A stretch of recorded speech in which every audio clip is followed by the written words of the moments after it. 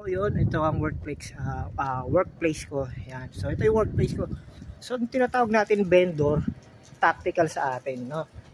Makikita mo, ang ginagawa natin is tayo kasi halos in-house eh. So ang tawag sa atin dito is stocking, 'di ba? Yan. Stocking. So nandito na tayo ngayon, guys. So don't forget to like and subscribe sa akin channel, no?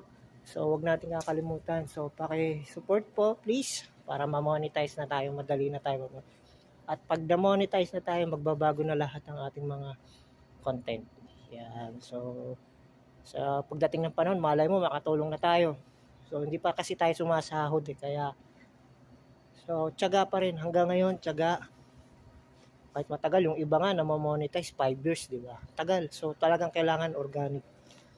No, so may mga nagsusupport din sa atin.